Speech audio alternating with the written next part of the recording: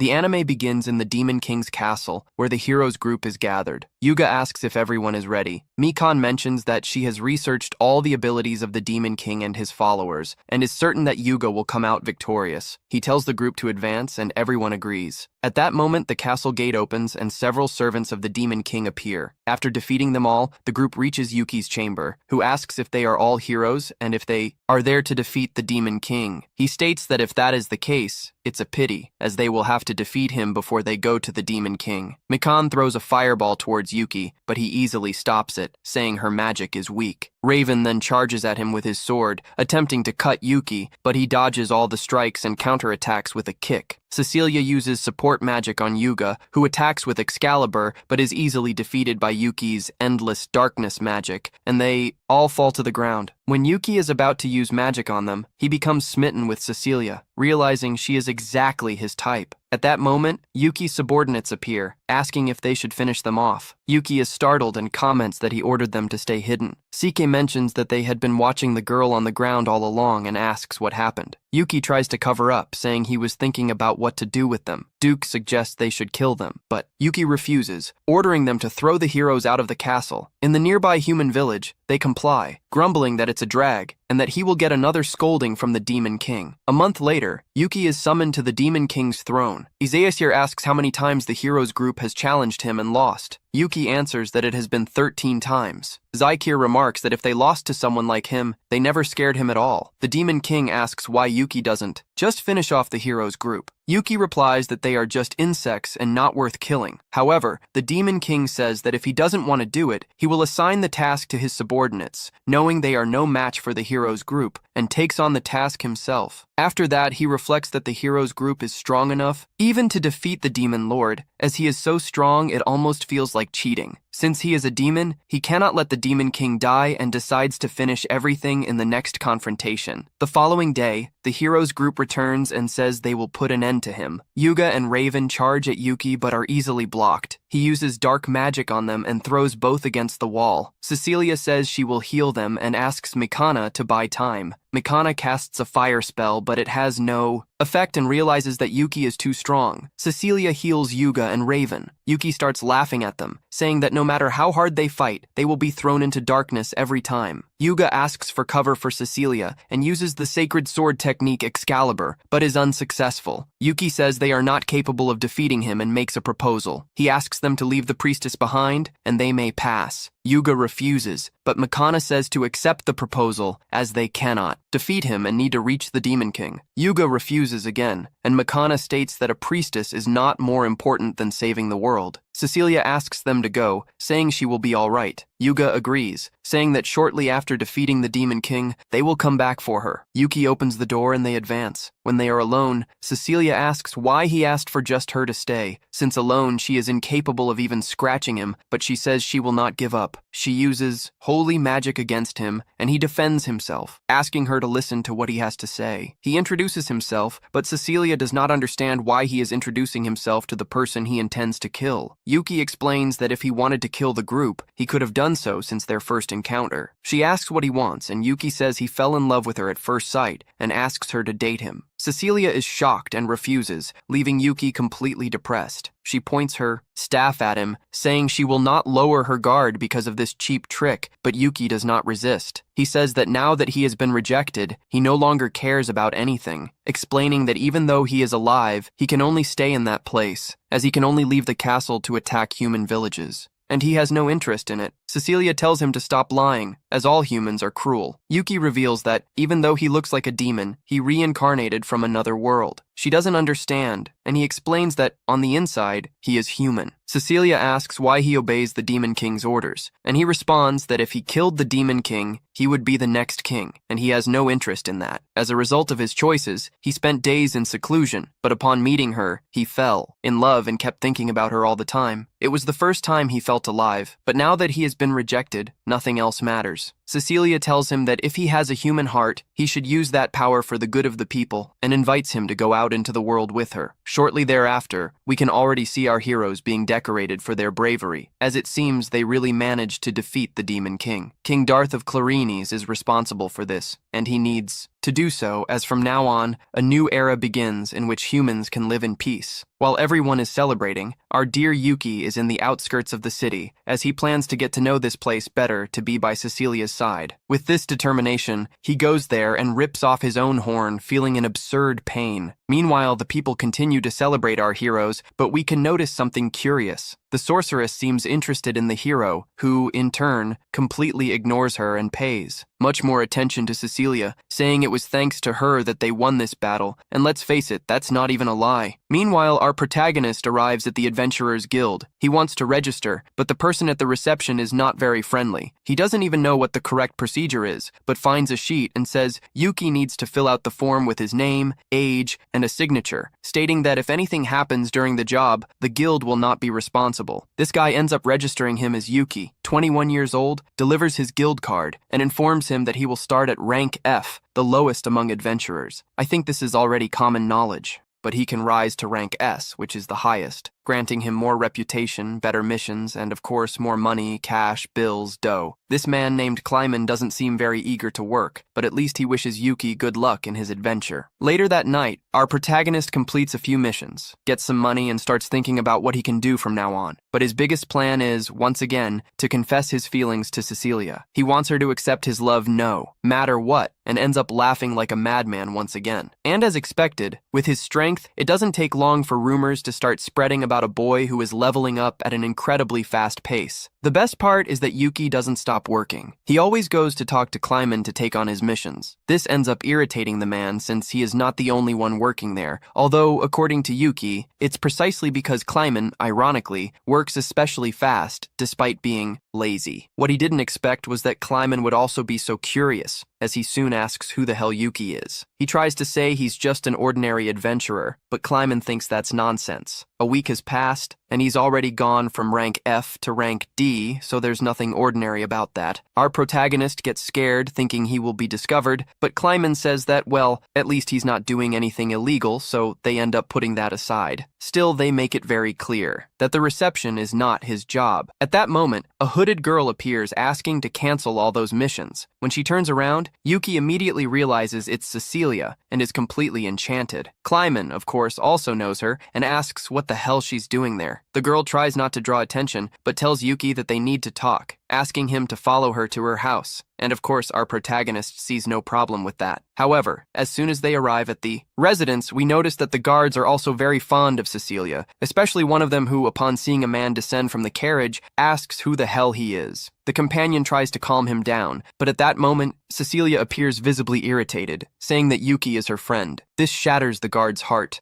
who ends up leaving without being able to do anything about it. The two enter the house and talk more calmly. Cecilia had wanted to talk to him for some time, but hadn't had the opportunity. Our protagonist says it's no problem, as he has been having a lot of fun as an adventurer. And curiously, it's precisely because of this that Cecilia wanted to talk to him, and he has become the man of the moment. People are commenting that a rookie adventurer is absurdly ranking up within the guild, and that's why she sought him out. And it's precisely about the guild that she wants to talk. Suddenly, she asks him to please leave the Adventurers Guild. Obviously, Yuki is surprised and wants to know why. According to her, this happens because, as he knows, the hero has defeated the Demon King. However, that doesn't mean that all threats in the world have disappeared, which makes sense since defeating the Demon King doesn't automatically eliminate all other dangers. He says she is right, but Cecilia explains that those aren't the real problem. Now, the human kingdoms have started fighting among themselves for supremacy. The signs of this have already begun to appear. For example, the hero has been receiving numerous engagement proposals from various different nations, and he thinks this is happening just because he has suddenly become popular. But that's not exactly why she is bringing this up. There are nations that want to have all the military strength and the maximum workforce possible at their disposal, and that's exactly why she came to talk to him. As Yuki is absurdly ranking up, he will definitely end up among the few rank S adventurers adventurers of the nation. But when that happens, all eyes will be on him. At some point, revealing his demonic power could be used as a tool, and thus people would want to conquer the world, which, ironically, would turn him into a demon king once again. That's why she asks him not to attract too much attention, which is difficult since our protagonist needs to pay bills and survive. However, Cecilia says that in this case, she could hire him personally. Of course, she doesn't have enough resources to maintain a rank S adventurer, but in return,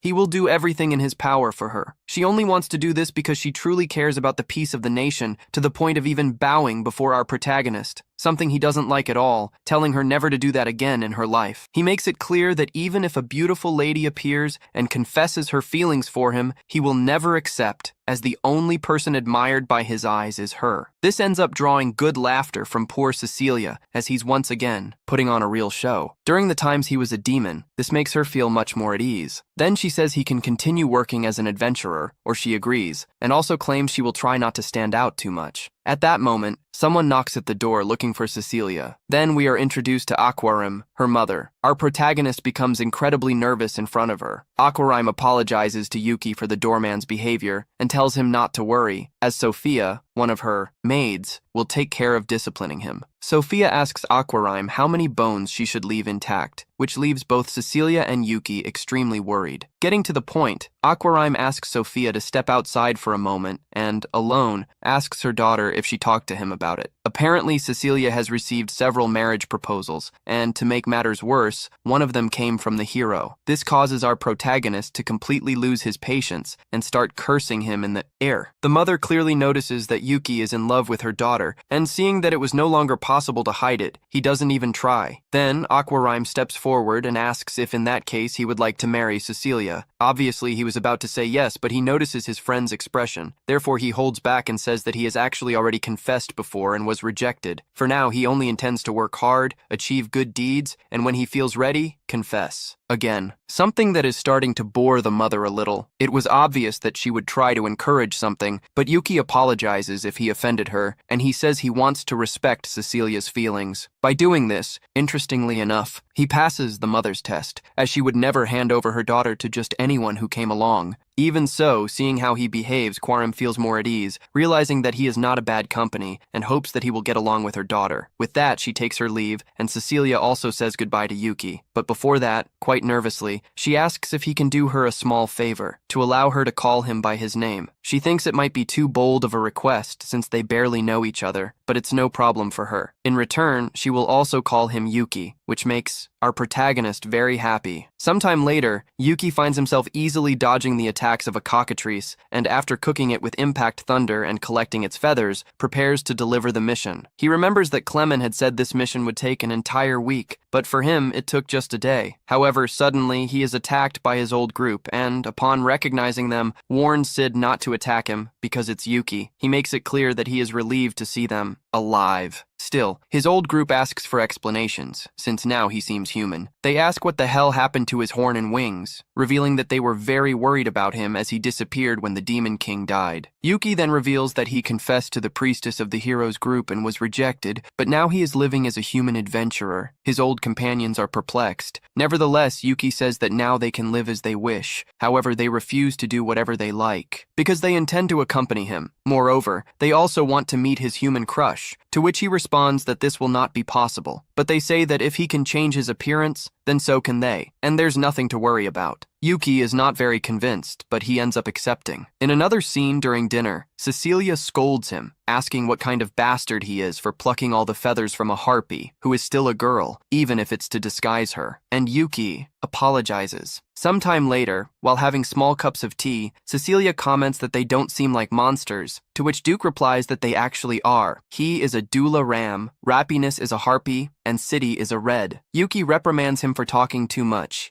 The opposite of what a Dula ram would do, Duke responds that all of this is Yuki's fault, revealing that he used to hate him. He remembers that when they were in the Demon King's castle, Yuki was famous for being a hermit, even when his superior Saikyo ordered him to attack humans. What did he say? That he should get out of that damn room. Upon hearing this, Duke found it very inappropriate for a demon to act that way and tried to correct him forcefully, but ended up ripping off his head and shouting all kinds of things, and that's how he ended up as he is now. What matters is that now he respects Yuki more, just like City Happiness. However, at that moment, they realize that neither of them is around, so they quickly leave to find them before they cause any disaster. The first one they encounter is City, who is with Yuki's mother-in-law. She asks if he knows the boy, and he replies that he is his friend, and apologizes if he caused any trouble. The mother-in-law responds that she loves children and that he was running around the garden earlier, so she decided to accompany him, but then she got tired and ended up falling asleep. Cecilia asks her mother if there wasn't a girl with him, and she replies that Sophia took her inside the house. The boys become worried, and on the other side, we see Sophia teaching how to be a maid, praising Rap for having talent. Upon entering the mansion, Sophia introduces the new maid who will start working from that day. And what does she ask? Of her? What the hell is she doing dressed like that? Cecilia explains the situation to Sophia, who apologizes as she thought she was the new maid arriving that day. And what does she ask Rap to do? To change quickly, but she refuses, saying that she now wants to work as a maid. After exchanging a glance with Sophia, she agrees and takes her to the staff quarters. Sometime later, at dusk, already settled in the mansion, the boys bid her farewell and ask her to do an excellent job. At that moment,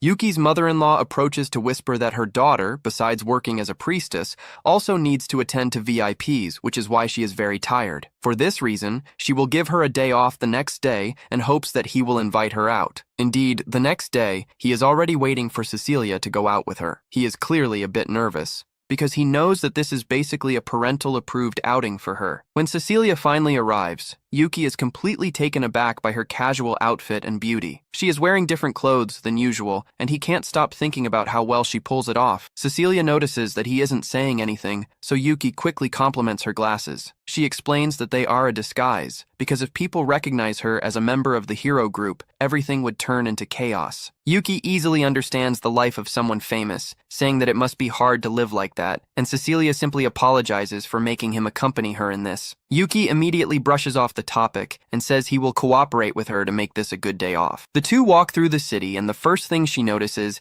is that there is a new cake at the bakery. Cecilia looks through the window, sees the many lovely cakes on display, and asks Yuki to stop by later to try some. Yuki agrees, and they continue walking through the city, enjoying their time together. Cecilia has fun observing the flowers and some cats, while Yuki firmly thinks that she is the only cute thing his eyes can see. She also decides to try on some clothes in a store, and Yuki doesn't hesitate to compliment her. After that, they continue their stroll, and Cecilia says that, thanks to him, she feels the fatigue of everyday life fading away and sees this as an achievement. Noticing a jewelry store, she invites him to go in and check out some accessories. Cecilia happily agrees, but her voice is instantly recognized by Yuga, who is also in disguise along with Makana. He tries to call her by name without thinking, but Makana immediately stops him, saying that everyone will know who she is if he shouts like that. Yuga apologizes and decides to approach Cecilia to greet her, asking what brought her there. He explains that they took a day off for the first time in a long time to go out and have fun, so he would love for her to join them. Yuki just stands by her side, wondering if that guy is pretending not to see him. Cecilia quickly apologizes and explains that she is with just one friend today. Yuga then immediately recognizes Yuki's presence and leans in to take a closer look at his face, asking if they have met somewhere before, and Yuga, who gets a little nervous, says it must be his imagination. Cecilia immediately agrees, not wanting Yuga to discover who Yuki is. Yuga easily brushes it off and says that she can go with them then. Without giving her a chance to respond, he pulls her into the jewelry store before they can protest. Both Yuki and Makana are left outside, and Makana complains that her first meeting with Yuga in a long time has been ruined like this. She refers to Yuki as a boring civilian, but hopes that things work out between him and the priestess. Once inside the store, Yuki watches Yuga and remembers that Cecilia turned down the hero's marriage proposal, but that he is apparently still interested in her. Still, Yuki refuses to be discouraged just because the other guy is good-looking. He is determined not to give up and enters the store, approaching Cecilia and asking if she has found any accessories she likes. Cecilia is happy to see him again and apologizes for leaving him outside, but Yuki minimizes it, saying he is going to buy her a gift since they are there. This takes her by surprise, so Yuki reassures her and explains that it is to thank her for what happened last time. Cecilia smiles and decides to accept, but Yuga is not pleased with their little interaction and interjects that he will choose something for Makana and for Cecilia as well. Yuki wonders if he is trying to compete with him, but doesn't see him as a threat and ends up fixing his gaze on a beautiful necklace with a blue gem. He picks up the necklace and tells Cecilia it would look great on her. She likes it a lot, feeling a bit nervous. Cecilia says it's wonderful, but at that exact moment, Yuga appears with a huge hair ornament he has chosen for her. Makana is not impressed at all, but Yuga is completely confident and proudly tells Cecilia that it is the most expensive item in the store. Yuki is not impressed either, as the most expensive is not always the best, especially in this case. Ignoring all common sense, Yuga carelessly takes off Cecilia's hat to put the accessory in her hair. With that, by removing her disguise, the people in the store immediately recognize her, as well as Yuga and Makana.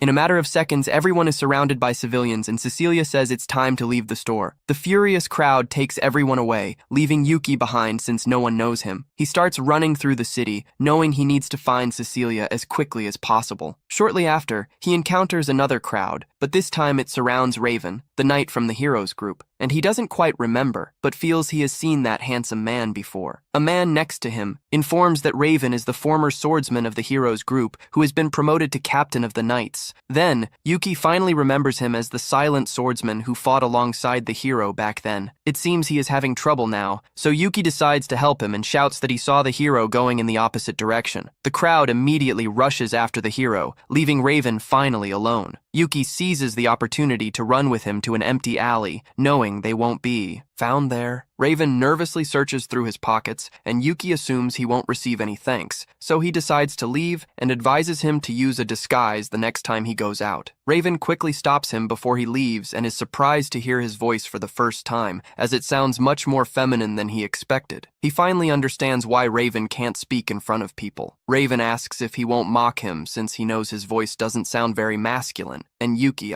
smiles and says everyone has a part of themselves they don't want others to point out, like him being a demon. Raven comments that Yuki is a rare kind because most people laugh when they hear his voice. Yuki assures him he won't laugh and tries to leave once again. However, Raven stops him for the second time and nervously asks if he would like to be his friend. This clearly surprises Yuki, so Raven rushes to explain that the only people who haven't laughed at his voice were his mother and his cousin. Yuki smiles and gladly accepts. Then, Yuki begins to search for Cecilia throughout the city, as he doesn't want their first meeting to end that way. Cecilia is also looking for him, but finds a little boy crying alone and decides to help him, using her healing magic on his scraped knee. Even so, the boy keeps crying loudly because his mother isn't around at that moment, and who appears with his exaggerated dramatics, tells the boy that he will look everywhere until he finds his mother. The boy finally stops crying, not knowing how to react, but Cecilia immediately scolds Yuki. Both Yuki and Cecilia feel relieved that the boy is no longer crying, and then start searching for his mother around the town. Meanwhile, Yuga continues looking for Cecilia and drags Makana everywhere. Makana tries to convince him to go home, saying that it's going to turn into chaos and that they'll be surrounded again. She claims that the priestess has probably already returned home, but Yuga gets annoyed with her insistence and says that, unlike her, he actually cares about Cecilia. He quickly lets go of Makana's hand and runs off, determined to find her. Makana just wonders what is happening. After all, she is still there with him. A little later, Yuga finally finds Cecilia and Yuki, who manage to locate the boy's mother. However, when he turns to tell Makana that he found them, she has already gone. She has finally learned to value herself. The next day, Celia informs Yuki that Cecilia has fallen ill and explains that, besides the fatigue she deals with daily, the commotion from the previous day pushed her beyond her limits. Yuki feels guilty immediately, but Celia reassures him and says that Cecilia just has a mild cold and that it's not his fault at all. On the other hand, after Yuga had been dragged out amidst all that chaos, he insisted on taking care of Cecilia, and she doesn't even know how he found out about that. Celia smiles and says that Cecilia told her everything Yuki did for her, so he can go visit her if he wants. Sophia guides him through the mansion to Cecilia's room, and from her reaction, it is clear that she wasn't expecting any visitors. Cecilia becomes extremely nervous and asks them to wait, but Sophia calms her down and says she has already stored her stuffed animal. This makes Cecilia even more embarrassed, as it was a state secret. Sophia ignores it and asks Yuki to come in, and what's entering for the first time into Cecilia's room and sitting on the stool by the bed apologizes for what happened, but she says it wasn't his fault anyway. And what's insisting and explaining that he knew she was exhausted, so he was wrong to drag her around like that. Cecilia smiles and decides to play along, saying that then the blame really was his, and since her day off was ruined because of that, she wants him to go out with her on her next day off to make up for it. And what? Obviously not expecting this, soon gets excited, as that is clearly a promise of another date. His dramatic side shows up again when he says he won't disappoint her again. However, as soon as she starts coughing, Sophia doesn't hesitate to kick him out. As Yuki walks away from the mansion, he suddenly finds Raven, who nervously asks him for advice, as there's someone he likes. There's a girl who didn't make fun of his voice, and even praised it, saying she envied him. Yuki immediately understands why he fell for her and decides to boost his confidence, reminding him of who he is and how handsome he is, assuring him that if that girl praised his voice, then he has nothing to worry about and should definitely make the first move. Luckily, it seems to have worked. Raven drops the disguise and thanks him for the advice, saying it helped him find his courage and that he's going to confess his feelings to the girl. Then, after Raven starts walking straight, what's running through his mind is why he's heading towards the mansion, realizing at that moment that he was probably talking about Cecilia. Yuki becomes desperate for having encouraged a rival, but thinks that she wouldn't accept that proposal easily. However, he remembers that they were part of the hero group and starts imagining Raven protecting Cecilia. A second later, Raven returns looking like a zombie. Yuki asks how it went, to which Raven replies that he'd rather be dead, continuing to walk like a zombie. Later, Yuki goes back to Cecilia's house under the pretense of being worried about her. Sophia comments that he just left, and what's observing that the situation seems completely suspicious. Sophia immediately refuses his visit,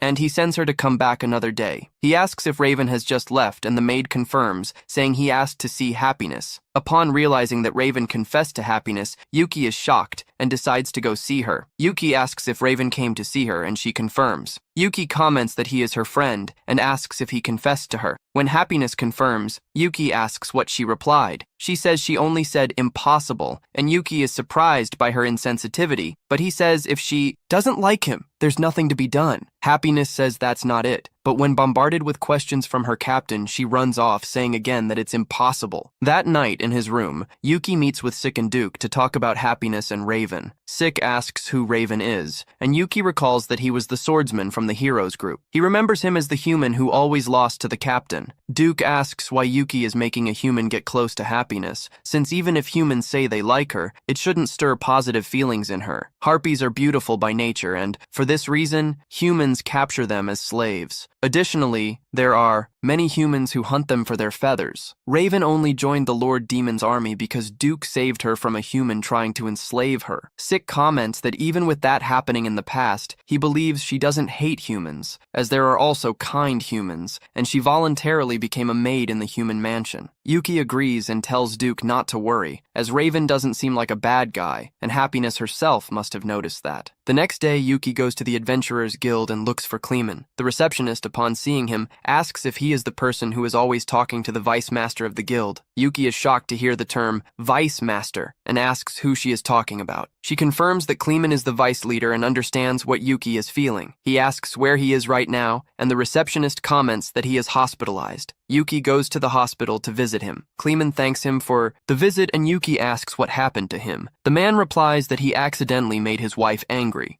and that was the result. He explains that their wedding anniversary was recently, and for that reason, he went to choose a gift, but he couldn't think of anything good. He stayed all day in the store until he was kicked out, ended up buying nothing, and even got delayed for dinner. When he got home, his wife thought he had forgotten the date, and that was the result. Yuki, surprised, asks how strong his wife is. Kleeman says she is a former adventurer, rank A, just like him, and that they were a duo in the past. By only taking high-ranked missions, they earned the nickname the Invincible Couple, which he finds apathetic and thinks is not an enviable nickname at all. He offers to use healing magic on him, but Kleeman quickly declines, saying that this is an opportunity for his wife to take good care of him, which confirms that he's really crazy. At that moment, his wife arrives, commenting that she brought a new change of clothes. She greets Yuki, and he is shocked to realize that Sophia is Kleeman's wife. The vice leader says he was waiting for her and calls her sweetie, but ends up getting hit on the head for not being allowed to call her that. She thanks Yuki for visiting her husband, and he asks how Cecilia is doing. Sophia comments that her fever has gone down, and overall, she is feeling better. Taking advantage of the conversation, Yuki asks if he can visit her, but Sophia says Cecilia will be out all day for work, although she thinks that the young lady should stay home resting for a few days. Yuki thinks she is quite busy and asks Sophia if the girls really care about gifts. Realizing her husband mentioned what happened to him, Sophia gets nervous. Yuki tries to disguise it, saying it was another similar case, and remembers Cecilia's face when he offered her the necklace. He comments that he wants to please Cecilia. Sophia says that if it's something made with sincerity, she will definitely like it. Yuki thanks her for the advice and says goodbye. While walking down the street, he starts imagining what their life would be like if he were married to Cecilia. As he arrives at the knight's dormitory, coming out of his daydream, he enters and looks for Raven, who is thrown on the bed, lifeless, and calling out for him.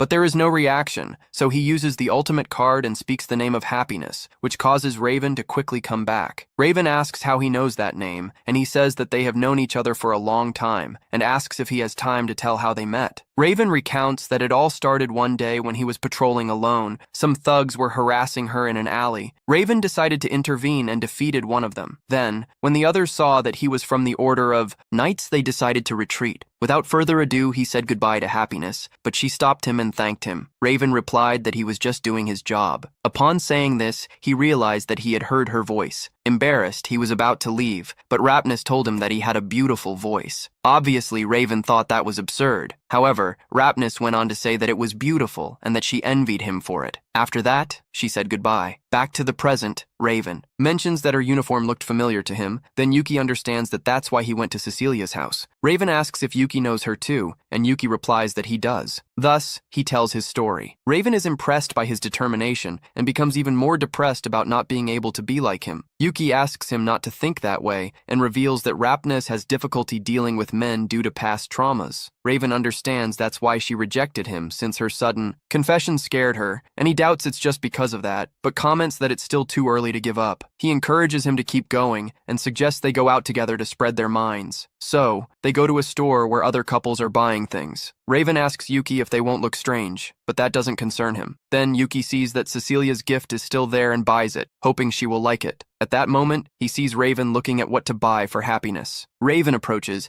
pointing out a flower-shaped ornament, saying it would look perfect on her. He wants to buy it, but wonders if Happiness wouldn't be scared to receive a gift from a man she barely knows. Yuki, as a love expert, comments that if he does it from the heart, for sure, she will appreciate it. Raven doesn't fully believe it, but is sure that Happiness will like the design and decides to give the gift when he sees her again. So, he buys it, and not wanting to speak, writes on a piece of paper that he will bring it. At that moment, Makan appears recognizing Raven and Yuki as companions of Cecilia. Makan teases them for being in a place like this. However, Yuki responds that they came to buy a gift for their beloveds, although Raven didn't want this to be revealed. Knowing this, Makan confirms that Yuki is interested in Cecilia, but is even more surprised with Raven. Since he doesn't respond, Makan understands it's her fault for laughing when she met him. In that instant, they notice that the entire store is looking at them, so Makan invites them to talk somewhere else. Yuki was about to refuse, but Raven asks them to accept, and so they go to a food place. However, instead of talking, Yuki and Raven start eating to avoid saying anything more. Maiken then comments that she intended to give information about Cecilia, which ends up convincing Yuki. Maiken asks how far he has gotten with her. Yuki tells that they are still nothing, and that Cecilia receives many marriage proposals, like that of the hero. Mikan knows that the hero has already been rejected, as he always makes Cecilia angry. He intrudes when she is changing and when she is bathing, besides always being surrounded by women. Mikan warns Yuki that it is very dangerous to irritate Cecilia, so he must be careful. After that, the conversation turns to Raven. However, Yuki doesn't want Mikan to meddle in his love, but she wants to help as well. Plus, she has no one to talk about these things. Raven deduces that she also needs help and comments that Yuki is good at giving advice. Thus, Mikan shares that Yuga is upset with her for something that Raven also knows and makes Yuki swear that he won't tell anyone. Then she reveals that they lost many times in the Demon King's castle. Yuki, who already knew all this, doesn't know how to react. She tells that whenever they lost, they were healed and thrown into the nearest village. However, they also lied to that people, saying that they returned to prepare better and protect the hero's honor until the resources ran out. Then, the demon proposed that they leave Cecilia behind, and she did not hesitate to convince the rest of the group to accept the deal. Now, she believes that Yuga will never forgive her for making such a cruel decision, and although he says nothing and acts joyfully, she can feel it. She asks Yuki if he also hates her, as she almost caused the death of the priestess he loves so much. Raven asks Yuki not to blame Makan, After all, he is also to blame for not voicing his opinion when this happened. Yuki thinks he is the cause of everything, since he even made the heroes group drift apart. In light of this, E asks if they have told Cecilia what they feel. Makan replies that no, after all, she doesn't think it's appropriate to say that she sacrificed her to protect Yuga's honor because she was in love with him. Therefore, E asks if she intends to continue living with this discomfort and urges her to think a little more about it. Mikan agrees, thanks them for the advice, and bids farewell to both. After hearing all of this, Raven comments that he also does not want everything to end like this. Thus, they decide to talk to Happiness. Upon arriving at Cecilia's family's residence, Duke comes out to the garden, and E takes the opportunity to introduce Raven, but Duke recognizes him as the guy who declared his feelings to Happiness. Becoming defensive, Duke asks why he has come, wondering if he wants to be rejected. Again, E asks him to calm down and apologizes to Raven. He explains that Duke is a friend of Happiness and is concerned about her. Duke then asks Raven what his intentions are, making it clear that he will not allow anyone with bad intentions to approach Happiness. Raven remains silent, which irritates Duke, who recommends that he leave as he does not trust a weak guy like him. Yuki was about to say something, but Raven interrupts him. Being sincere, Raven admits that he knows nothing about Happiness and doesn't even think about what he should say when he sees her. Duke exclaims that the normal thing would be to say he would protect her or make her happy. Raven replies that those would not be his words. At that moment, they see the girl talking to Sick. Duke loses his patience and says to Raven, to put it in his own words, Raven gathers his courage. Thus, we see him approach, apologize for what happened last time, and take out a small gift. He asks her to accept it and allow him to be her friend. The scavenger Cora accepts the gift and says that if it's only to be friends, that's perfect for her. The redhead feels joy, and the scene ends with him expressing his gratitude. Well, if you've made it this far, comment the word advice, so I know you reached the end. On another day, we see Yuki completely dejected. Sick asks him to go to Celia's mansion, but he doesn't want to go because Cecilia isn't there. He mentions that it's been a whole week since he last saw her, as the heroes group has been very busy. Cecilia is traveling through villages to tend to the wounded. Raven is the captain of the knights, Miyaka is the royal court mage, and Yuga is dedicated to diplomacy and monster extermination. He thinks that such a dispersed group doesn't have time even to talk, and he blames all this on Yuki. In the midst of the boredom, Sick sits on him and says he's only there because Duke was recruited by Raven. Just then, Rap enters the room to deliver a message from Cecilia, saying that she will be home in the afternoon. This makes Yuki overjoyed, as he will finally be able to give her the necklace. With some time still left until the afternoon, Yuki decides to kill time in the city. There, a fortune teller reveals to him that today he will have a lot of bad luck, but Yuki ignores the warning, as he will see his beloved, and there is no better day than this. After that, he goes to a store where he is attended by a muscular man. He is the brother of the usual clerk and is covering the shift today. Yuki asks for some sweets to take, but the man ends up crushing everything against his chest, wishing he would come back soon. Yuki leaves completely startled and realizes that the food has been destroyed, although it still tastes good. Shortly after, he trips over another muscular man and then nearly steps in excrement, starting to think that today will really be a bad day. Just then, a boy runs by with his skewer, bumps into Yuki, knocks everything to the ground, and starts crying. Yuki asks him to calm down and buys 2 skewers, urging him to be careful. After that, he bumps into a thief. Yuki realizes that the guy has stolen his money, so he chases him, jumping and kicking him. When he retrieves his bag, Yuga appears thinking he is a thief. Yuki tries to explain himself, but Yuga starts attacking him. Even dodging the blows, Yuki's bag ends up torn. When he tries to escape, the guards block his way. Yuga approaches and orders him to surrender. With no other option, Yuki ends up giving in. Already in prison, he feels depressed until he hears a familiar voice asking if he misses living locked up. Yuki realizes it is Duke.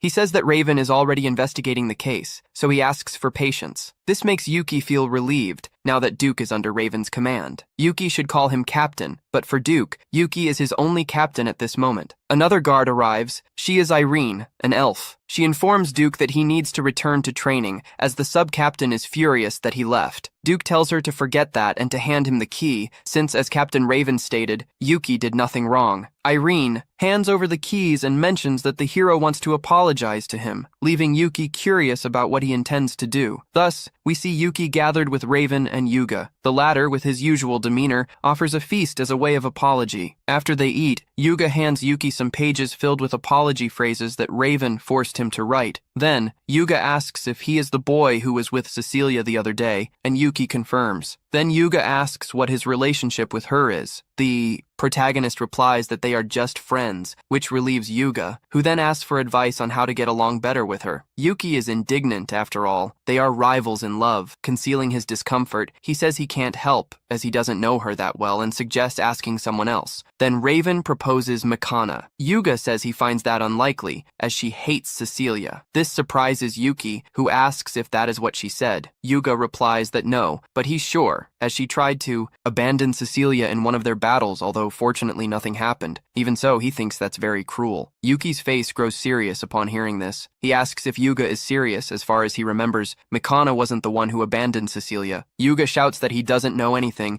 but Yuki reveals that Mikana told him everything while crying, saying that actually it wasn't her idea to abandon Cecilia, but rather a proposal from a powerful demon against whom they couldn't stop losing. Even so, Yuga says that he always opposed it, and that Mikana insisted on accepting. Faced with this, Yuki responds that Mikana cried when she told everything because she felt guilty. This seems absurd to the hero, which reinforces that it was she who insisted. Yuki loses patience and shouts for him to remember, for in the end, the final decision was his. Despite this, Yuga refuses to accept the blame. Raven then intervenes, asking them to accompany him. Thus, Yuki demands that Yuga stop blaming his companions and take responsibility for his actions as the hero he is. In light of these words, Yuga begins to cry and apologizes. The hero calms down. He then shares that he has known Mikana since they were children. She has always been very hardworking and scolded him when he was wrong, but even so, she has always been by his side and supported him all this time, even when he was chosen as a hero. Now, aware of what he has done, he wonders what he should do and recommends that he continue to let her scold him. After all, she cares about him, and if that doesn't work, he can just think of something else. Yuga thanks her and decides to go apologize, but feeling unsure about going alone, he asks both of them to accompany him. The three, holding hands, walk to Mikana's house. Yuga thanks them for coming with him and gathers courage to enter alone. They encourage him, especially Yuki, since this way the division of the group would finally be resolved. However, Yuga is too hasty and enters Mikana's room without knocking, just as she was changing. The screams can be heard from outside, but Yuga doesn't leave and asks her to listen to him. He has finally realized that he did something terrible. He has always caused trouble and still blamed her for the decision to abandon Cecilia, now saying he is very sorry. He thinks that simply asking for forgiveness is not enough, but believes he can start with that and begs her to continue scolding him. This disappoints Mikana, who comments that he barged into her room while she was changing just to ask her to scold him, questioning if he has become a masochist. Then, she gives him a punishment for being a pervert. Meanwhile, Yuki leaves, leaving Raven in charge of the situation. On his way to the mansion, he crosses paths again with the fortune teller from before. Once again, Yuki ignores her, but the fortune teller comments that his destiny has just changed, perhaps because of the good deeds he has done. Along the way, Yuki meets the man from the shop and his sister.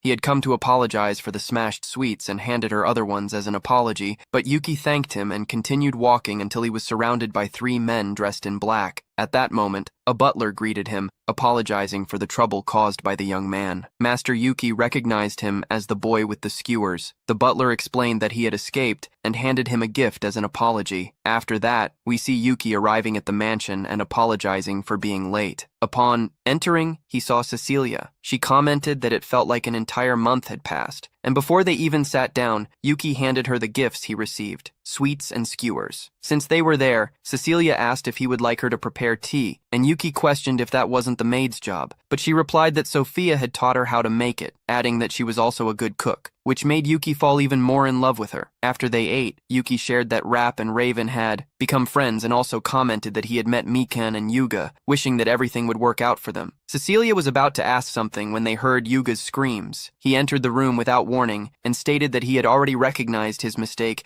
and wanted her to reprimand him. However, Mikan hit him, saying that he had already told her that. She explained that everyone had come there to apologize and realized she was out of place, so she left. Mikan directly apologized to Cecilia, regardless of the reasons. The truth is that they abandoned her. They were all cowards and left her alone with that demon. Cecilia asked them not to worry. At that moment, it wasn't just her life that was in danger, as it also must not have been easy to face the Demon King without a healer. Then the battle was shown. In reality, they defeated the Demon King with overwhelming superiority. As soon as the battle ended, McCann rushed back to look for Cecilia, finding her by chance along the way. Seeing that she was fine, she collapsed unconscious in her arms. Cecilia recognized McCann's effort in trying to come back for her. Moreover, she acknowledged that there were no other alternatives, so no one did anything wrong.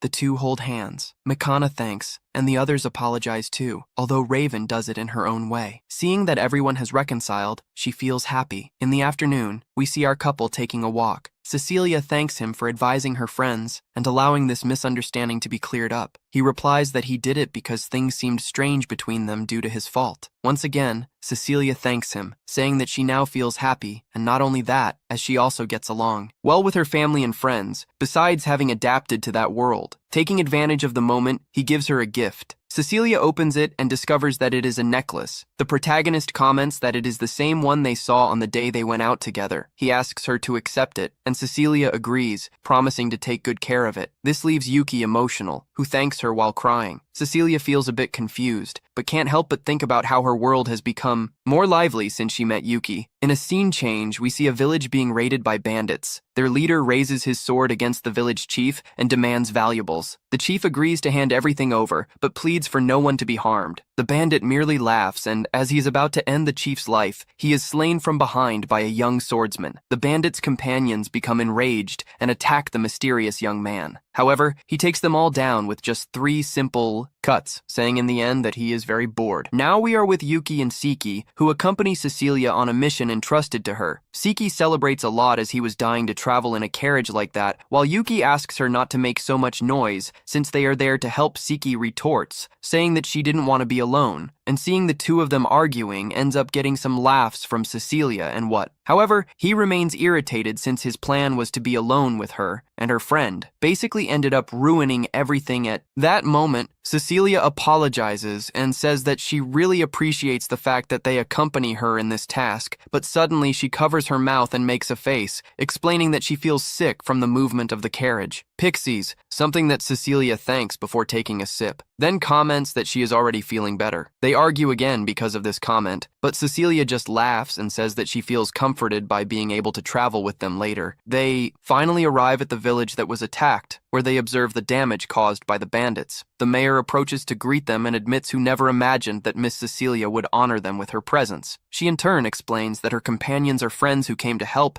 and assures them that they can trust their skills. After that, the 3 join the others to take care of the injured, helping in whatever way possible. After a while, the mayor comments to Yuki that Cecilia is an extraordinary person. Yuki agrees fully and says that it is lucky that no one lost their lives. The mayor confirms and explains that the criminals fled suddenly because someone attacked them without warning, and what one wonders if it could have been an internal fight, but is distracted when he notices that Cecilia continues treating the injured, even though she has a bad expression on her face. So he approaches and suggests that she rest a little, but Cecilia refuses, saying that she is fine. Yet Yuki decides to use Rolabelle on her to make her sleep, and when holding her in her arms, she explains to those present that she just fell asleep, asking for a place where I can let her rest for a while. Then Cecilia wakes up in a bed, and upon realizing what happened, she immediately gets angry, making Yuki nervous while she asks if he didn't hear what she had said, and he apologizes for having used magic to do it. Sleeping without warning, and Cecilia points out that ignoring other people's wishes is something very wrong. He defends himself by saying that he couldn't let her continue like that because she was about to faint. Cecilia ends up agreeing, calming down, but asks him not to do that again. Yuki promises and tells him that they will take care of the injured in her place, which makes Cecilia thank him much more cheerful, leaving Yuki surprised by how cute she is. Soon after, the mayor enters the room, and after apologizing for bothering her, tells her that there is a young woman called Uncle who lives nearby, and I would like Cecilia to come and see her. He explains that luckily her uncle is not injured or has suffered anything, but she was born with very fragile health, spending most of her time in bed, which worries them a lot. Cecilia accepts the request, and then the 3 go to visit her. After properly introducing themselves, they explain that the mayor asked them to go there before the uncle can say anything. She starts coughing a lot, so Yuki asks Sike to take care of it. Sike delivers some medicine, and after taking some, Uncle comments that he believes he is feeling a little better, thanking him for the medicine still. So he says that feeling good must be thanks to the guardian deity, as they don't know what it is about. Uncle explains that it is the divine statue that is nearby. She says that when the village was attacked, he ended up falling asleep while returning from taking offerings to the statue,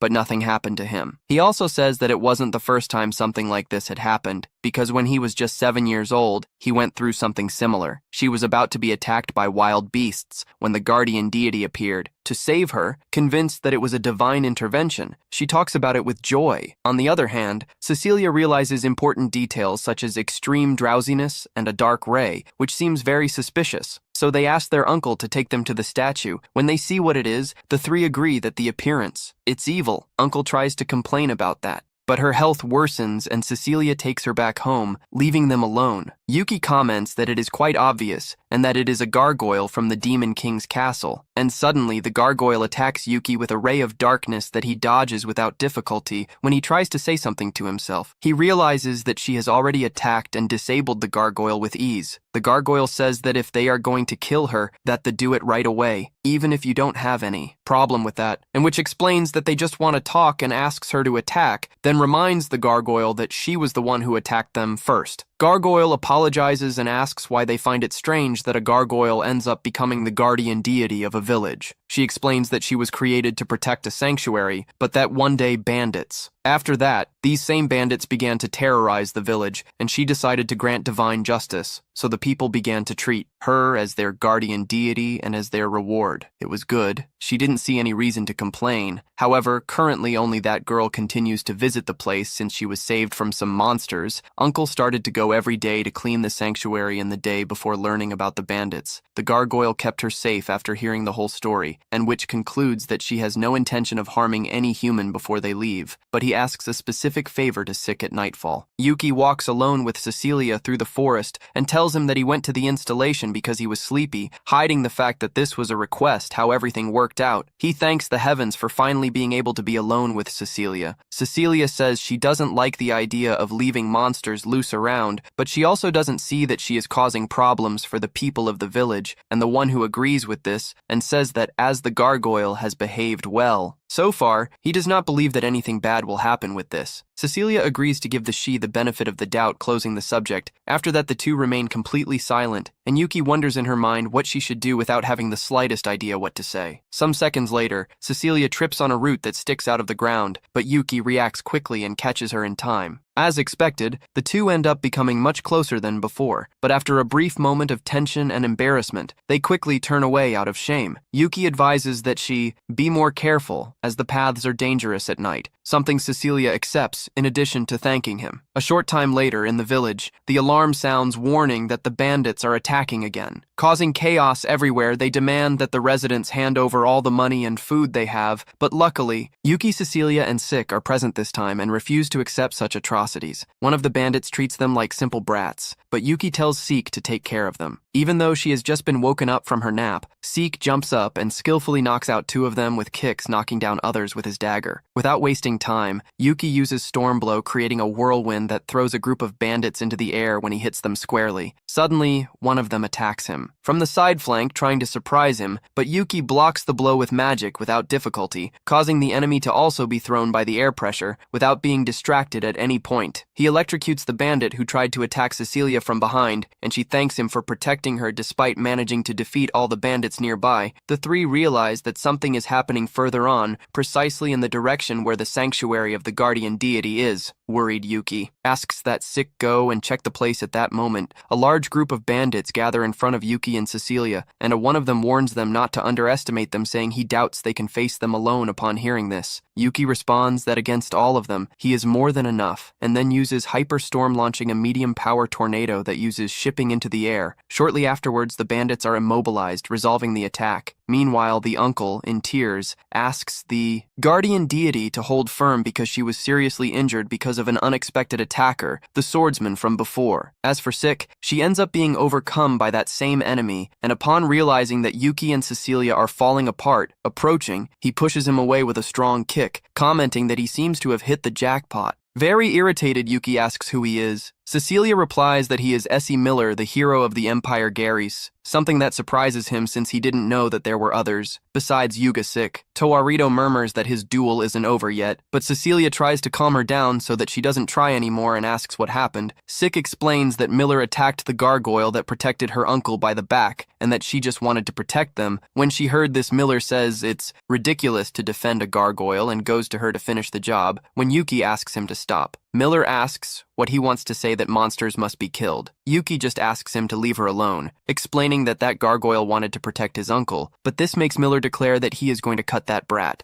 in half when he is about to attack Yuki, launches a lightning attack, but it disappears when it collides with Miller's sword. Cecilia quickly warns him that this won't work, as he has the advantage, and that Yuki must retreat, as Miller imposes the artificial magical sword Magicr that allows him to absorb magic. Miller confirms this with confidence and launches a ranged attack against the gargoyle, cutting one of his arms. Before he advances again, Cecilia asks him to stop, saying that hurting a citizen with clarines is an act of war. Upon hearing this, Miller responds that would be very emotional, starting to lick the edge of the sword and revealing how disturbed he is. He also comments that killing in times of peace is no fun, but that in a war he could kill at will, realizing his vision distorted life. Cecilia says that he has no honor as a hero, something that doesn't affect him at all, yet Yuki casts a minor spell, warning him that he is still just warming up. In this moment, he prepares a powerful tornado to throw it at Miller, but when the sword completely dispels the attack, Miller appears extremely confident and even begins to mock without giving. Much away, Yuki's attention switches to ranged attacks and remains focused on firing different types of magic. Upon seeing this, the gargoyle comments that he doesn't like the situation at all because Yuki will end up defeated when you run out of mana, something that also makes Cecilia worried. However, from then on, Yuki begins to use superior magic, the first being Bling Plasma, creating 2 large explosions on Miller's sides, which again had no effect on his defense in the face of Miller. Says that Yuki must be very ignorant to keep trying, but without losing his cool, Yuki responds that it's time to get serious, and suddenly he fires 2 lightning bolts. Intensity with both hands colliding with Miller's sword, he asks Yuki not to contain himself, recognizing that he has enormous power for a human. Yuki continues using his magic without stopping, and in the midst of Miller's mocking comments, his expression changes when he notices that the edge of his weapon begins to break. Although Yuki reminds him that it is an artificial magic sword, suddenly Yuki intensifies the release of magic in his attack, destroying the sword once and for all. As soon as this happens, he shortens the distance and uses Storm Blow, a punch imbued with magic that hits the enemy's face. Miller and throws him against a tree due to the force of the impact. At that moment, Miller opens a wicked smile, creates a spear of light, and throws it with force. Yuki blocks it without any problems, but realizes that the attack changes direction and heads towards the gargoyle. However, instead of hitting it directly, the uncle puts himself in front to receive the blow with pain. The gargoyle asks the reason for that. While the uncle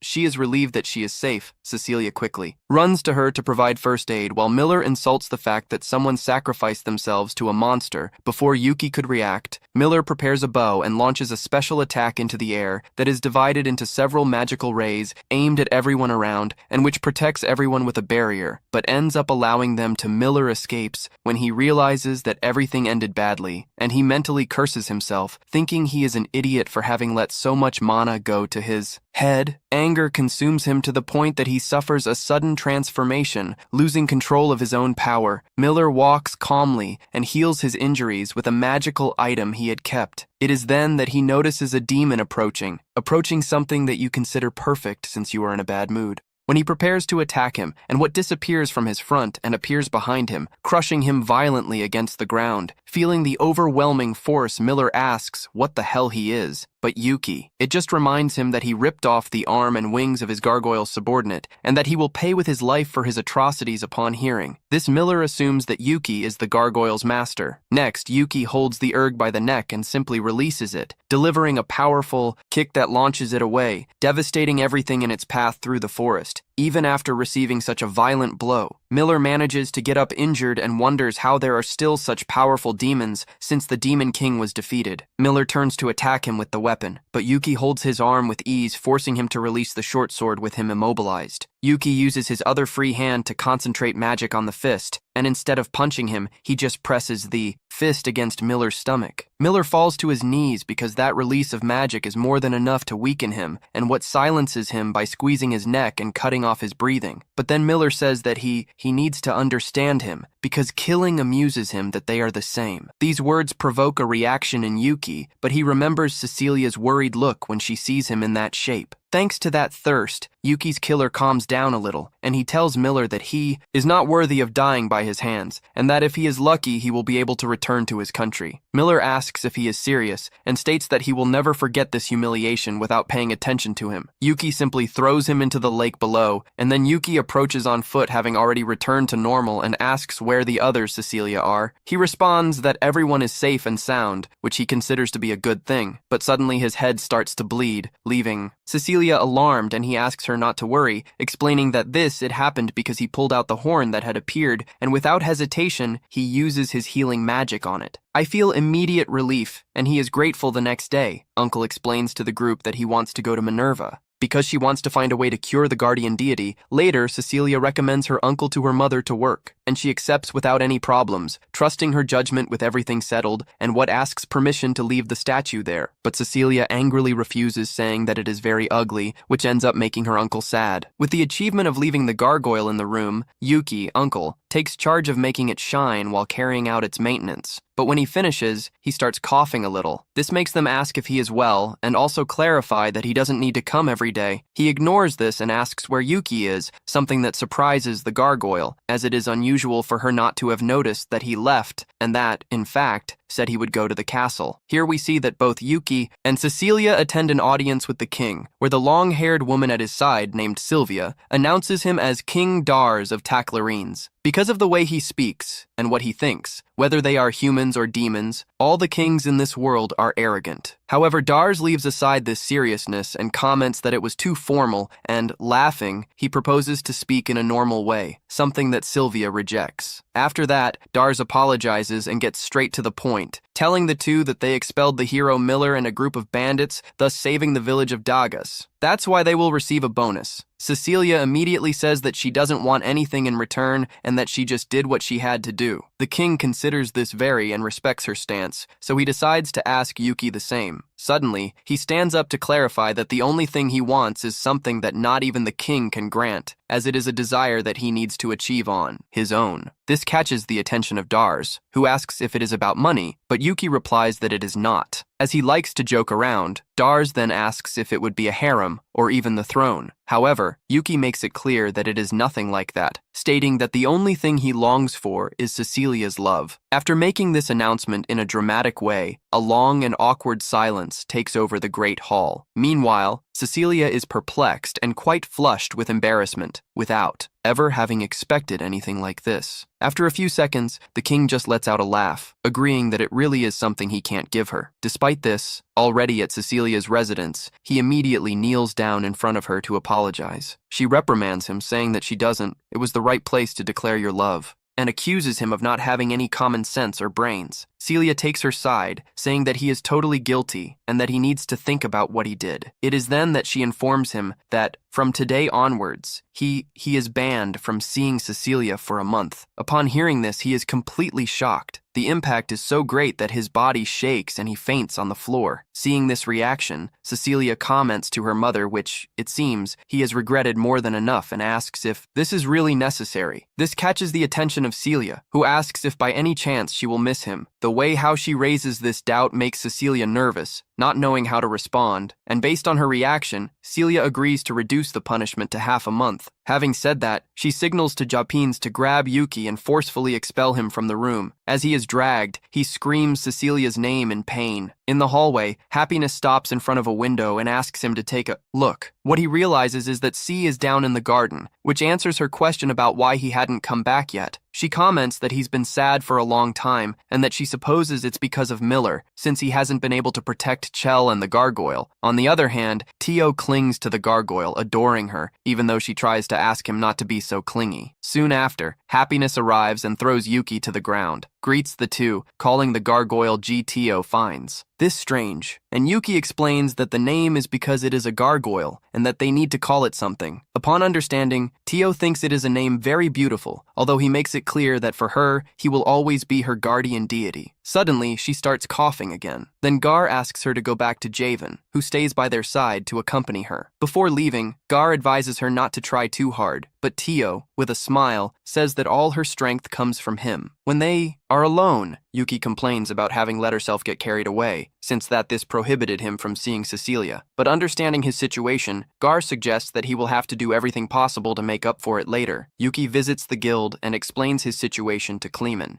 desperately asking him to give him all the work available, accepting anything as long as he can become a man worthy of Cecilia. But later on, we see Cecilia serving 2 cups of tea in the garden, asking if what's going on. Then her mother arrives and asks who the other cup of tea is for, since she was alone. Despite being taken by surprise, Cecilia replies that it's for herself. Celia accepts this without question, and comments out loud that it will soon be half a month later. Cecilia says she doesn't know what she's talking about. Even so, Celia wonders what Yuki will be doing it, and Sophia informs her that, according to her husband, he has been working a lot. Cecilia is very happy to hear this, and Celia realizes this just by looking at her daughter's face next to Yuki. He returns home after his routine. Gar asks if he went back to work all night, and Yuki explains that it's because he'll soon see Cecilia again, which makes him very excited. Side, Gar comments that there is something he wants to talk about, and without prior warning, adopts his real form, making it clear that the injury is worse than he feared. Yuki is quite impacted by watching him, as he realizes that he is deteriorating. Garly says that, it seems, he only has a few days left to live. A little upset, Yuki asks why he didn't say anything, before Gar clarifies that this isn't the case. Would have changed nothing, and that is why she wants him to take care of Tio, especially since she has not yet fully overcome her illness and could faint at any moment. Understanding his intentions, he accepts without any problems to take care of Tio, which Gar is grateful for, as this way he can leave without remorse. Suddenly he is interrupted when Yuki promises that she will save him, using as an excuse that room would be empty without him, and that it would be necessary to have him there as a work of art. Shortly afterwards, Yuki talks to Duke to tell him about this problem, and he explains that Gar can solve it eating magicita, and Yuki is surprised at how simple it seems. So he thanks him and hurriedly runs away. Duke tries to stop him to clarify that he hasn't finished explaining the details yet, but ends up letting him go, since Yuki doesn't listen to him. At that moment, Cecilia runs to Yuki to stop him, warning him that something urgent has happened to Uncle.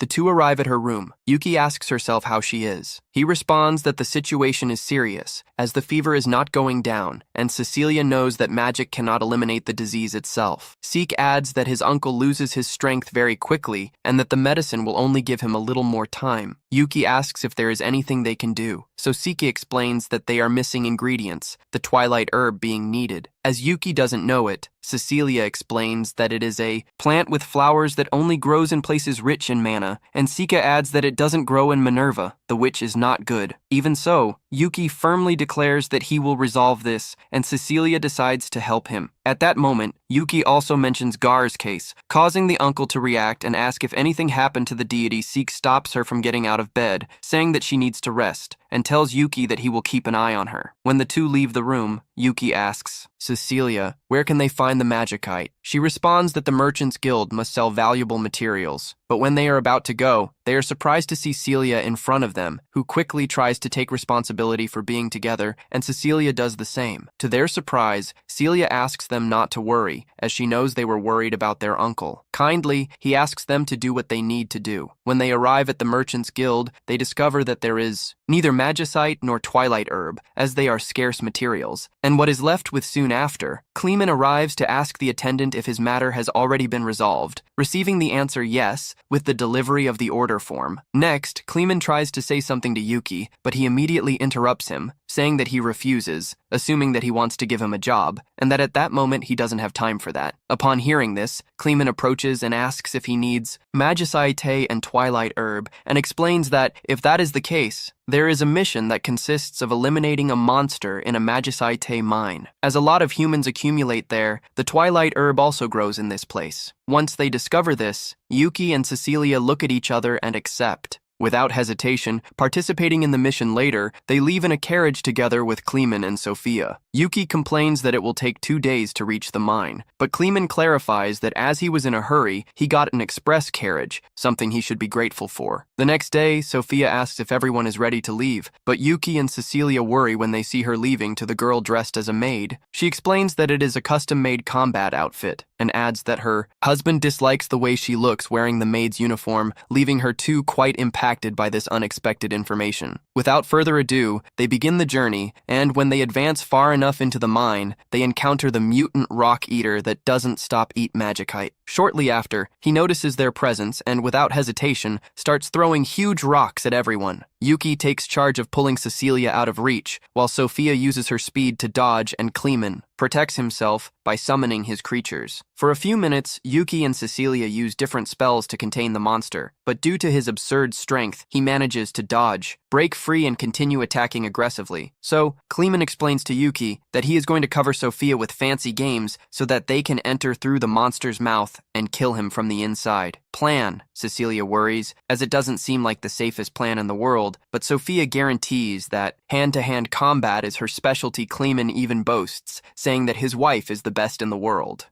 To be able to help them with this, he immobilizes the lower part of the monster by surrounding it with a large accumulation of water that turns into ice moments later. Then Cecilia launches, once again uses his chain magic to bind the upper part, making the monster let out a scream of fury. With his mouth open, Kleeman takes advantage of the opportunity and wraps Sophia with a large amount of chic games. Without hesitation, she approaches the monster's mouth and enters it. After that, the rock devourer begins to struggle desperately, while Yuki makes a huge effort to freeze your legs even more. However, as a method of defense, the monster sheds several parts of its own skin, and as soon as they fall to the ground, they transform into smaller versions of itself, which start attacking them. Cecilia warns Kleeman about this, but he asks her to hold on just 1 more minute, maintaining full concentration on her magic. The rock eater manages to free herself from the chains, but Cecilia quickly launches them again to keep him trapped at all times. As for the small golems, Yuki tries to destroy them with a magical attack, but realizes that they take no damage. Without wasting time, he changes his tactic and starts hitting them directly with his fists. Being too difficult to contain, the rock devourer overcomes Cecilia's chains and breaks them violently, causing a fragment to fly and hits her. This leaves her vulnerable, and the monster approaches to attack her. However, suddenly, he stops, suffering an internal reaction that makes him fall to the ground. At that moment, Sophia comes out of his mouth and Kleeman runs to her to hug her, immediately asking if she was hurt. She replies no when she sees them like that, and comments that they are very close to each other. Cecilia agrees. Soon after, Sophia tells her husband that he can now release her, and as he walks away, he reminds everyone that they still need to look for the twilight herb. Upon hearing this, Yuki and Cecilia remember their objective and hurriedly move along the path. Cave, arriving at a beautiful area where sunlight enters. After searching a little, Cecilia points out the place where the twilight herb grows, thus concluding the mission and collecting resources. After leaving the mine, Kleeman says they need to return to Minerva quickly, but Kleeman reminds him that it is dangerous to travel at night, so they will leave at dawn. Already in their beds, Yuki hopes that they will stay longer, too late to sneak out, but ends up being surprised by Cecilia in the hallway. Instead of reprimanding him, she asks for silence and approaches to give him the twilight herb, explaining that as Sophia is sleeping, he can fly to Minerva. And, already outside the facility, he says goodbye and leaves quickly, partially assuming his demonic form to use his wings. After the trip, he comes directly through the bedroom window,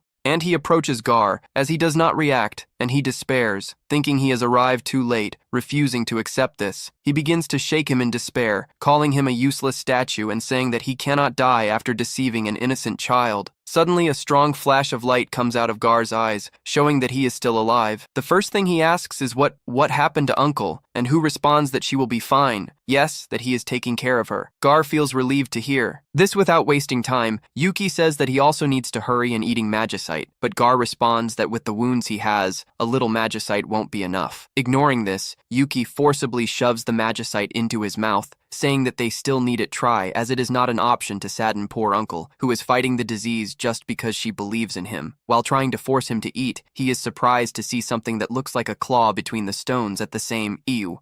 Gar is shocked by the words he just heard and remembers what Tio had said before, that all his strength came from him. Thus he understands something important. Suddenly, the claw between the magicite begins to glow, and soon after Gar's entire body does the same. He screams in pain, saying that his entire body is burning. When the process ends, Gar realizes that his body has completely recovered and wonders if this is what they call a miracle. The next morning, we see Yuki sleeping in the carriage on the way to Minerva, using Cecilia's lap as a pillow. Kleeman and Sophia ask him what happened, since he looks exhausted. Cecilia explains that he tried hard and that this is his reward. A few days pass since the last incident and Yuki has nothing better to do, so he wanders around the city doing absolutely nothing useful for society until he notices Clemen, with a confused and tired expression, and immediately runs to him. To make his problems even worse, he asks what Clemen is doing, and Clemen replies that he is just trying to find a birthday gift for Sophia, and who wonders if Clemen has a death wish, as he should have bought the gift a long time ago. So, he decides to help him, on his own, even before Clemen could protest. Yuki drags him to a nearby store where he takes a pair of cat ears and puts them on his head, saying that it could spice up their love life and that maybe Clemen likes a bit of feline action. Clemen, however, cuts him off immediately, stating that he only likes it when she wears the maid outfit and that nothing comes close to that. He tells them to forget the idea of looking for a gift, as I had already bought one anyway, which, however, is practically a brain-melting content product on TikTok, with the dopamine receptors completely fried foods. Soon, he is distracted by a jumpsuit complete with helmet hanging in the store. That was everything he could have wanted when he came into this world. So he immediately falls in love with the idea of having that costume to act like a mysterious and misunderstood anti-hero. He puts on the costume with the helmet, picks up the zigzag sword that was nearby, and starts acting like a mistreated protagonist of any generic anime, demanding to be given a mission to show how amazing he is. While Clemen tries to prevent him from causing an even bigger scene in the middle of the market, not wanting to attract any more attention, Clemen takes Yuki back to the guild. The receptionist asks why he is there, since that was supposed to be his day off, and then his eyes turn to Yuki, who is standing behind him looking completely stupid. She doesn't even recognize him and asks if Clemen has found a new family member. Then Yuki introduces herself in a dramatic manner, declaring that she is the Shin Sword of Darkness, which will bring an end to the calamity that has ravaged this land.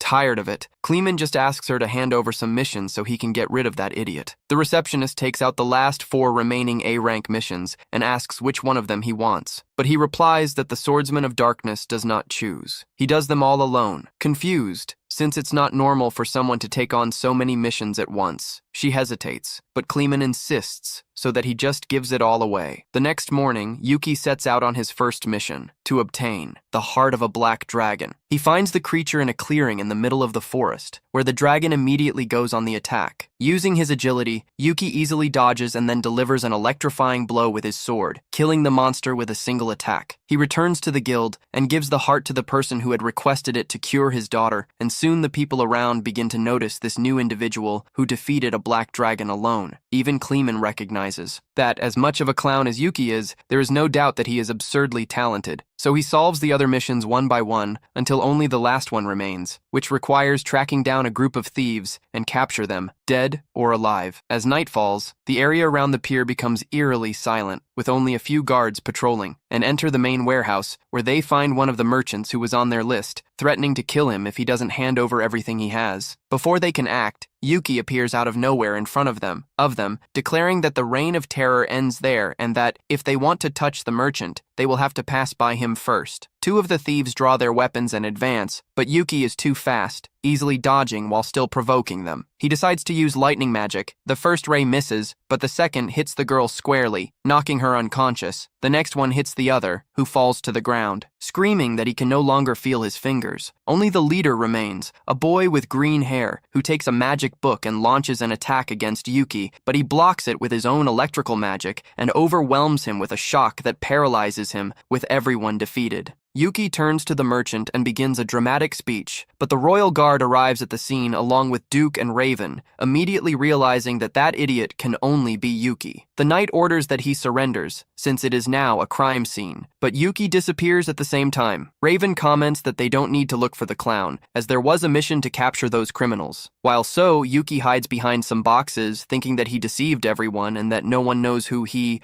is, until Duke passes by and tells him to come out of hiding, saying that he he knows that he is the Black Swordsman. Yuki responds that he doesn't know anyone with that name and that he was born with a sword and a helmet, so he has always been known as the Black Swordsman. Duke tells him to stop being. He cringes, since that is shameful both for him and for others, and says that it is past time to return to normal. With that, Duke leaves, warning that if Yuki continues acting like that anyway, Celium could end up with Ike, from whom no man is safe. After Duke leaves, Yuki takes off his helmet to reflect on what he just heard, but when he looks in the mirror in front of him, he is immediately embarrassed when he realizes that he looks like he is in Sword Art Online that night. He returns to the guild without the costume, head down and full of shame. He collects the reward and asks Kleeman what the hell was wrong with those strange thieves. Kleeman explains that they used to be normal adventurers, but one day they entered a dungeon and found a weird magical book. Since then, they started acting strangely, becoming obsessed with destroying Valentine's Day and stealing all the chocolates so no one could get their hands on them. The next morning, Valentine's Day finally arrives, and Yuki immediately checks himself in the mirror to make sure he looks good. Hearing a knock on the door, he rushes to open it, hoping to find Celia, but comes face to face with Tio, dressed as a maid and holding a box of chocolates. She simply pushes Yuki aside, enters the room, goes to the gargoyle and begins to feed it with her own hands. Yuki wonders if she should look up the gargoyle's name in the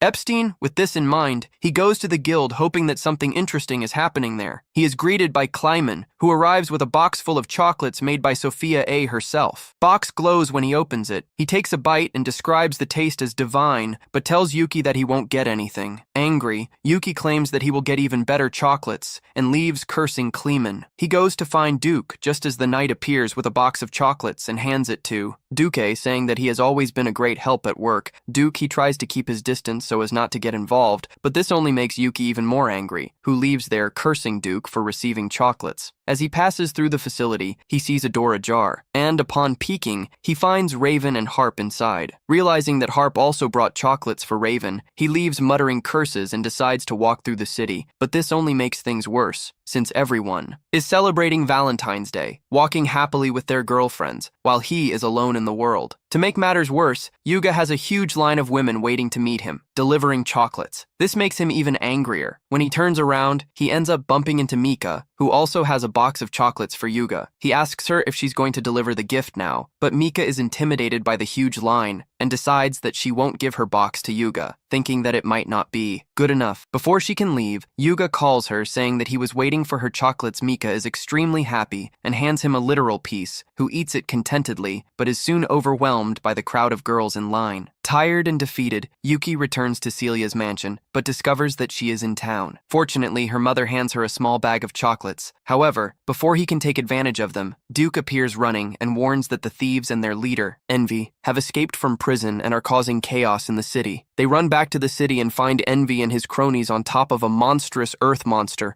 walking through the streets and destroying all the chocolates they find. When Yuga tells him to stop, Envy becomes furious and starts talking like an incel. Saying that sheds like him get all the girls, leaving nothing for the others, he tries to crush them, but Yuga manages to push Mika out of the way, saving Yuki. The Yuga to save people while he holds those in heaven. He climbs to the top of a building and starts acting like an anime protagonist, announcing that their end is near. He tries to convince them that he is in the same boat as them, only a little better, since he got chocolate from a hot mom. Envy responds that he is not at all relatable, and tries to crush him with the monster. Yuki dodges and climbs onto the creature while his companions try to attack him, but he easily defeats them, taking them down one by one. Envy then takes the magic book and starts throwing fireballs at Yuki and manages to dodge, until the two enter into a direct confrontation, trying to overpower each other's fire magic. This time, Envy gets the upper hand and knocks Yuki to the ground. The monster then begins to suck all the chocolates into his body, leading Raven to draw his sword to cut the creature, but Mika stops him, saying that the monster could explode and hurt people nearby. Curious, Yuki uses her electrical magic to burn Envy's book, destroying the monster and freeing Envy from the magical influence Yuga secures mid-fall, and discovers that Envy was a girl all along. It turns out that she hated Valentine's Day because boys didn't pay attention to her. Yuga then charms her, saying that he would love to receive the box from her too, resolving the whole situation until Yuki has a happy ending when Celia hands him a package of cookies and a special chocolate cake made specifically for him. Already at the Adventurers Guild, Kleeman says that a request from the Merchants Guild has arrived, as apparently in the port city of Free Mail, the cargo of merchant ships has been stolen several times. Request is for the incident to be investigated and, if possible, they want the culprit to be captured and the stolen cargo to be found. And he starts thinking about the sea and Cecilia having fun with him. In the time accepts the request, he goes to Cecilia to talk about the mission, but finds out that she won't be able to go, as she has an important commitment and can't stay away from Minerva for several days. Therefore, Happiness goes in Cecilia's place. She calls Yuki an idiot for not confirming beforehand whether Cecilia could go. He asks what Happiness is carrying on her waist. She responds that it is a weapon made with her own feathers, saying that it is part of her body. Yuki asks her not to do strange things and finds it strange that she is so obedient. Soon after, Raven arrives, apologizing for the late and notices Happiness asking why she is there. She greets him and Raven notices the hair ornament he gave her. A man tells her that the carriage is leaving. Raven asks Yuki why that he is there, and he explains that he called her because she is a valuable fighting force. Raven is crestfallen because he doesn't know anything about her, but Yuki reassures him saying that they just met, so this is normal. Everyone gets into the carriage and leaves, and what do you think, Raven? Is very stupid, as she should sit next to Happiness and not next to you. When arriving at the port city, What goes to the client and asks the other two to gather information. He thinks he's helping Raven by leaving the two alone, but he forgets he left two weirdos to gather information. Happiness. He simply goes up to a man and says the word information, leaving him without understanding anything. Soon after, Raven writes down what they need in his notebook, but the man says he doesn't know who the man could be. Guilty, he claims that the items are stolen during the trip, even though there are guards, and also says that the staff treats them like criminals, but guarantees that the sailors do not lie. So, he asks that everyone gets together to give the two information. Afterwards, Yuki comes back, and Raven tells him that there are no eyewitness reports.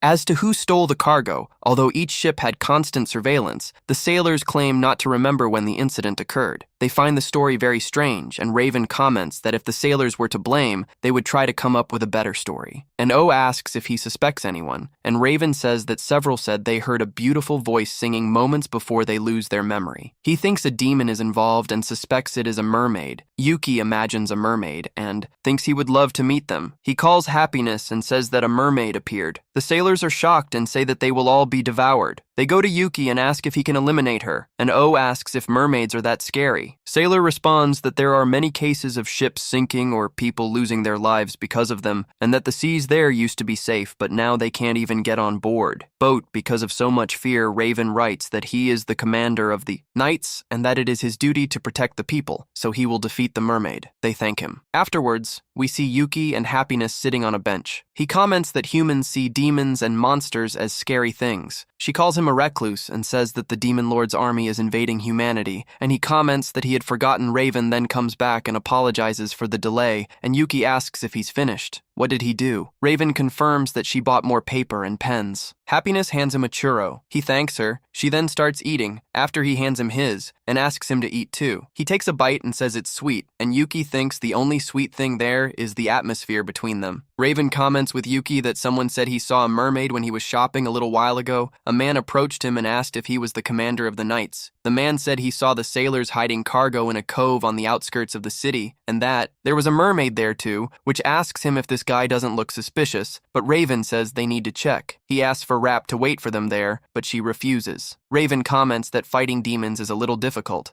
and she asks why Raven says that there was a village that was invaded by the Demon Lord, and at that time, they completely destroyed the village and took everyone who was there. He couldn't defend no one. He comments that he is a knight and his duty is to protect people, so he will defeat the mermaid. He asks her to wait there calmly. She smiles and says, "No, we'll stay," gets up and starts walking, asking them to follow her, and he says that everything will be fine with her because she is 100 times stronger than she looks. Even so, Raven is worried. Arriving at the location, they see various goods in wooden boxes inside the cave, and Yuki says there is no doubt that it is there, as the items correspond to stolen cargo. They realize that the entrance is too narrow for a boat to enter. Raven takes the sword and says there is something in that sea. The water begins to sway, and a mermaid emerges from it. Yuki and Happiness are shocked by the mermaid's appearance, opens her mouth to sing, and Raven orders everyone to cover their ears. Even though she covers them, the singing is too loud, and they feel something. Yuki realizes that if she's careless for a moment, she'll end up falling asleep. Happiness takes 2 steps forward, and Raven asks what she's doing. She takes her hand off her ears and starts singing too, confronting the siren's song. Happiness is stronger than the mermaid. She completely nullifies the mermaid, and Raven goes to attack her with her sword. He calls Yuki, who uses her magic to cut the seawater. The mermaid tries to run, but Yuki uses earth magic to trap her, and Raven puts the sword to her neck. The mermaid starts crying, saying she doesn't mind dying, but tells them that her friend was captured by humans and asks them to give her back, as she didn't do anything to them. Raven tells her to shut up, as she won't be fooled by the words of a demon. The mermaid starts to cry. Happy then starts walking in towards the mermaid, saying that she is. Dissatisfied, she passes by Raven and puts herself in front of the sword. Protecting the mermaid, Yuki is shocked by Happiness' attitude, and Raven asks her to leave the room.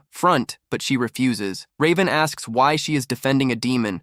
Yuki goes to Raven and asks him to put down his sword. For now, he asks if Yuki is also on the side of the demons, but he refuses, saying that if she attacks a human, she deserves to be defeated. He would also show no mercy to anyone who hurt his friends. So, Raven asks why he is doing this, and Yuki says that she seems to have some reason and it's not too late to still hear what she has to say. Raven lowers her sword and Happiness falls to the ground, shaking, as she remembers painful memories. He goes to her and asks if everything is okay, and she recovers herself. He caresses her head, saying that she has become stronger. The mermaid asks what is happening. Yuki tells her to tell her why she is doing this, and she asks if they believe her. Happiness stands up and says he believes. Leaving the mermaid surprised, Yuki notices that the weather is very bad and asks them to introduce themselves. They introduce themselves as Yuki, an adventurer. Rapness looks at him with a face very strange, asking if he hit his head, and he says he's fine. He was just trying to change the mood because Rapness is rude and Raven is sulky. The mermaid introduces herself as Chike, and Rapness asks why she tried to make them sleep. She explains that she was ordered by a human. Normally, mermaids try not to get close to humans. However, one day she was playing with her friend Misaki when they were surprised by a storm, when she realized she was captured by humans. The human said that, if she valued her life and that of her friend, she should do what he ordered. After that, he sang as instructed by the humans and put the people on the ship to sleep. Yuki says that she doesn't seem to be lying, and Raven asks not to be fooled by her appearance. Happiness asks if it is impossible to believe her, and Raven says that it is impossible to believe the words of the demons. Rap takes 2 steps forward, takes Raven's hand, and asks her to believing her. Raven tries to resist but can't. So, she says everything is fine. Based on what the mermaid said, they will have to investigate again. They go to the merchandise and look at the others' trunks that are completely empty and say that it is just a forgery to disguise.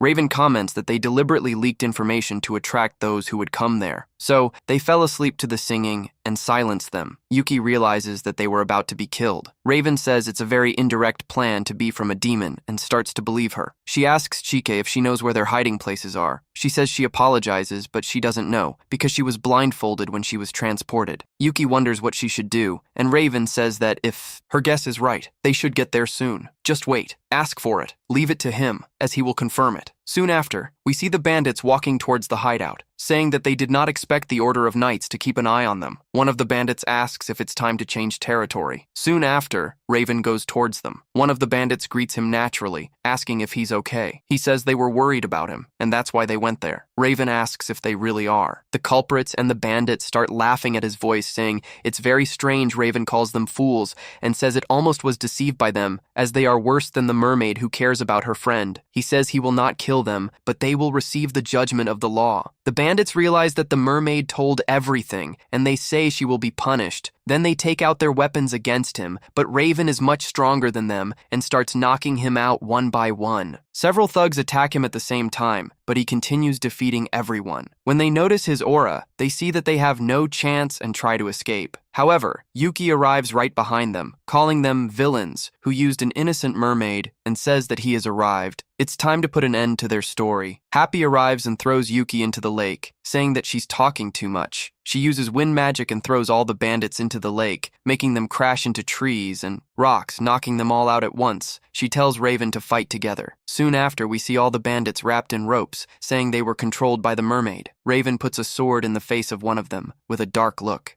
He asks where the mermaid's friend is. They go to the hiding place and there's a box moving. He comments that it's probably Chike's friend. Raven thinks they locked her in a box, as if it were a commodity, and cuts the rope a foot, kicks the lid of the box. They look inside and see her friend, Mizaki. Happiness quickly runs with the cloth and covers it. They take the tie off the box, her mouth, and Yuki asks if she is Mizaki, the mermaid. She confirms. Going back to the other mermaid's location, she is super excited to see Mizaki again. Mizaki thanks the humans for saving her, and the Who thinks she is too casual. Chike thanks everyone for saving Mizaki and says they are her saviors. Raven steps forward, gets down on her knees, and apologizes to Chike for trying to eliminate her, even though she's innocent. Cheek walks up to him and gives him a kiss on the cheek, saying goodbye. The two go back to the bottom of the ocean, and Raven's cheeks turn red. Yuki looks at Rap and realizes that she is very angry. Rap looks at Yuki and apologizes. He asks for what, and she uses more wind on him to take out her frustration. She goes to Raven, puts her hand on her shoulder, and also gives him a kiss. When Yuki looks back, realizes the situation and wonders what they did. But this is where our episode ends. Don't forget to comment on the word mermaid to show that you made it to the end, subscribe to the channel, and leave a like. See you next time.